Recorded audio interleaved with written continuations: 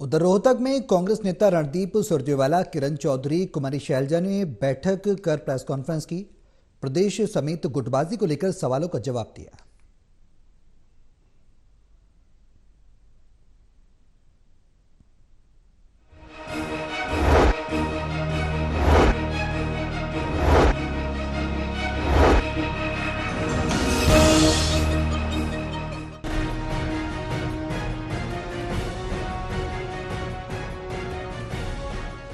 रोहतक में कांग्रेस नेता रणदीप सुरजेवाला, किरण चौधरी और कुमारी शैलजा ने बैठक के बाद प्रेस कॉन्फ्रेंस की।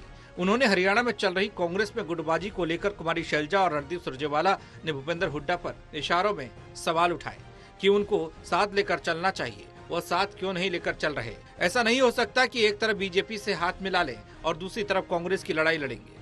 उन्होंने हरियाणा में अब तक कांग्रेस पार्टी का संगठन तैयार न होना दुर्भाग्यपूर्ण बताया।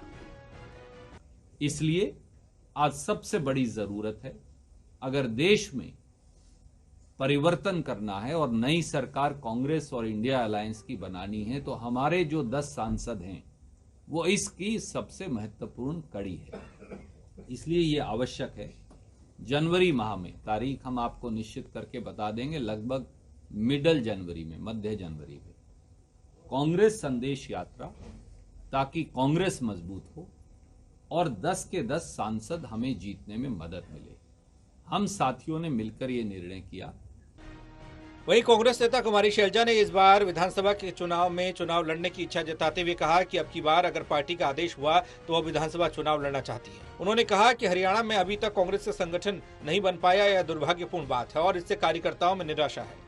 उन्होंने इशारों में भूपेंद्र हुड्डा पर कटाक्ष करते हुए कहा, यह कैसे संभव है कि लोग एक तरफ तो बीजेपी से हाथ मिला रहे हैं और दूसरी तरफ कांग्रेस की लड़ाई लड़ने की बात करते हैं।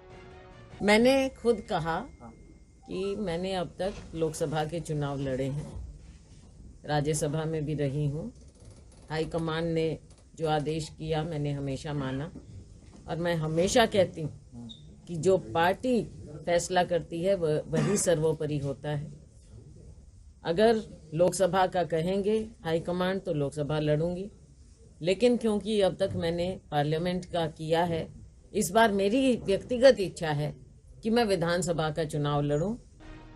उधर कांग्रेस विधायक और पूर्व मंत्री किरण चौधरी ने हरियाणा सरकार के हर मोर्चे पर फेल होने को लेकर कहा कि चाहे प्रदेश में महिला उत्पीड़न की बात हो, चाहे बेरोजगारी की बात हो, चाहे महंगाई की बात हो, जब वह विधानसभा में इन मुद्दों पर सवाल उठाती हैं तो उनके सवालों को दरकिनार कर दिया जाता है।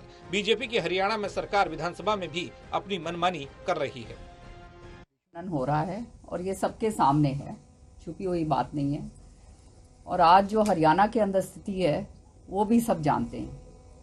विधानसभा सत्र अभी कल समाप्त हुआ है, 3 दिन का विधानसभा सत्र। इतने सारे मुद्दे मेरे पास जनहित के पूरे हरियाणा से आते हैं कि जिनको उठाया जाए, कि सरकार उनका समाधान निकाले, लेकिन सरकार जो है पूरी तरह से अनदेखी करती है और 3 दिन के सदन में आप जानते हैं कभी भी कुछ हो नहीं सकता। कुल मिलाकर हरियाणा में कांग्रेस की ये तिगड़ी साफ तौर पर गुटबाजी की ओर इशारा कर रही है। देखना यह होगा कि इसका असर आने वाले चुनाव में कितना होने वाला है। रोहतक से देवेंद्र शर्मा, टोटल न्यूज।